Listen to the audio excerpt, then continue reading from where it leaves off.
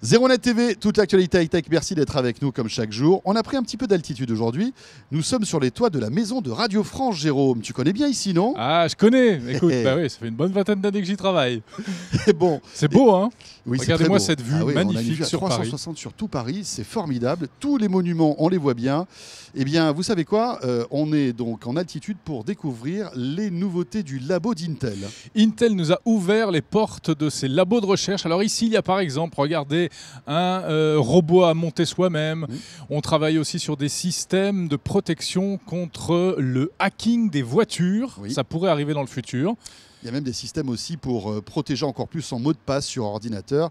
Il y en a vraiment pour tous les goûts. On a fait une petite sélection de 2-3 innovations qui valent le détour. On vous les présente tout de suite.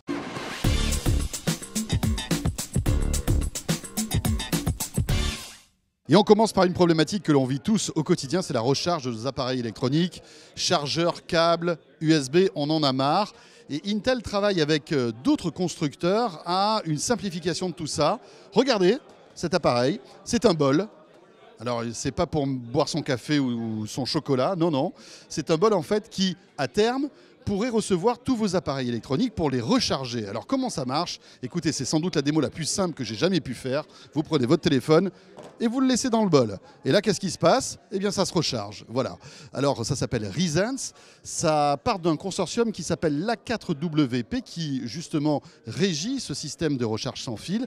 Des constructeurs comme Samsung, Intel, Texas Instruments misent là-dessus. Alors, pour l'instant, ce n'est qu'un concept, mais c'est plutôt séduisant. Alors, toute autre chose ici, c'est une petite démonstration de ce qui se prépare en termes d'interface, les fameuses interfaces homme-machine, autrement dit, comment interagir avec un ordinateur autrement que par un clavier, une souris, toutes ces choses assez traditionnelles.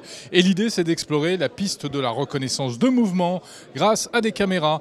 Par exemple, sur cet ordinateur, il y a un petit logiciel qui est capable de m'identifier les yeux, la bouche. Alors ça, on connaît, hein, c'est complètement le système et le concept du Kinect de Microsoft. Et puis, l'appareil va également, et le logiciel va reconnaître mes mains et donc les mouvements de mes mains. Et je pourrais ainsi interagir, par exemple, avec ce petit jeu vidéo. Voilà, attraper des petits bonshommes, jouer dans le jeu sans toucher aucun périphérique. Alors bon, c'est pas totalement nouveau comme concept, mais l'idée, c'est de transférer des choses qu'on connaît donc, par exemple, sur Kinect, donc côté console de jeu, sur un ordinateur avec ce type de logiciel. Ça fonctionne avec 3 petites caméras qui sont intégrées dans l'écran de l'ordinateur.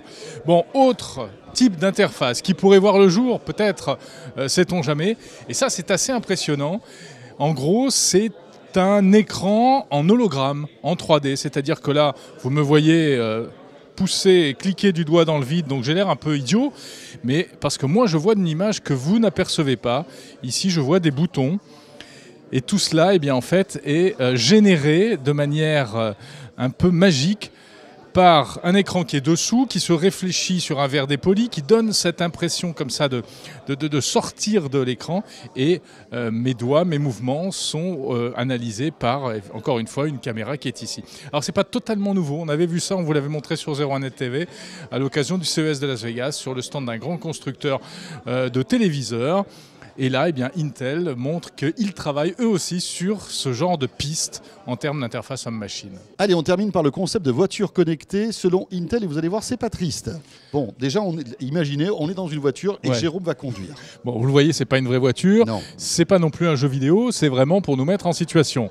Bon, alors l'idée, c'est quoi, Jérôme? Eh bien, l'idée, c'est d'avoir une voiture hyper communicante, à la fois avec l'extérieur, avec l'environnement extérieur, la route, etc., mais également avec toi, et une voiture qui pourrait presque deviner tes émotions et tes sensations. Bon, alors déjà, pour démarrer, c'est bien, tu t'identifies avec ton smartphone. Exactement, on va dire que toutes les données qui me concernent sont dans mon smartphone, je le pose ici, tac, et hop, eh bien, l'ordinateur me reconnaît, il me dit bonjour sur l'écran. Il règle mon siège à ma position à moi. Donc il va personnaliser en fait les réglages de la voiture. Exactement. Donc après tu démarres. Ben voilà, ça y est, c'est parti. C'est parti. Et ensuite, ce qui va se passer de plus en plus dans les véhicules maintenant, c'est que sur les écrans, on va voir apparaître des informations. Typiquement, je reçois des emails, je reçois un appel téléphonique. Bon, ben voilà, ça c'est presque du classique. Hein. Bon, et là, patatras, tu reçois un mail d'un labo qui t'envoie, en fait, de ton docteur plus précisément, qui t'envoie Il me dit qu'il veut me voir voir à cause de mes résultats d'analyse médicale. Mais il te dit pas ce que c'est. Non. C'est ça le problème. Donc tu es un peu stressé. Je suis complètement Tu te dis, mais stressé. que se passe-t-il? Mais oui. Qu'est-ce qu'il y a dans ces analyses? Est-ce que Alors j'ai là- mangé un peu trop de gras? Alors là, je suis nerveux et je vais avoir tendance à accélérer, à ne plus conduire comme je devrais. Mais la voiture a senti qu'il y avait un problème. Exactement. Et si j'essaye d'accélérer, de commettre des imprudences, eh bien en fait non, elle va limiter ma vitesse. Bon, très bien.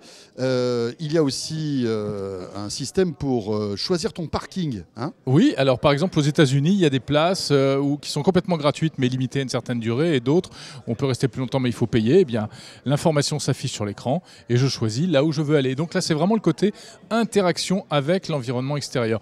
Autre type d'interaction, je croise un bus scolaire, eh bien la vitesse de ma voiture diminue, la voiture ralentit. Parce qu'elle va détecter ce bus qui se rapproche de la voiture. En fait. Exactement. Et c'est fort, une voiture qui arrive à détecter que c'est un bus scolaire. Alors, c'est vrai qu'aux États-Unis, on les repère facilement, hein, ils sont jaunes. Enfin voilà, alors bon, c'est un peu, on va dire, abstrait hein, comme concept. Oui. Hein. Là, on ne sait On pas est trop. vraiment dans les... Mais on voit qu'il y a du jus de cerveau là, hein, chez les ingénieurs de chez Intel, qui ont imaginé cette voiture, qui existera un jour peut-être ou peut-être pas. Hein. Alors, c'est déjà une réalité, hein, les voitures connectées, on en parle souvent sur 01net TV dans 01 Drive. Et Intel est notamment très associé avec BMW, Tout à fait. avec un concept, enfin pas un concept, avec un véhicule connecté. Oui, qui est la i3, hein, qui est la BMW, la première BMW électrique. Voilà, pour ce coup d'œil sur ce qui occupe les ingénieurs d'Intel aujourd'hui, on voit qu'on est quand même très loin du PC de base. Voilà, en tout cas, ça y va hein, chez Intel, hein, ça réfléchit. Hein. 01net TV, toute l'actualité high-tech, on sera là demain, bien sûr. Salut à tous.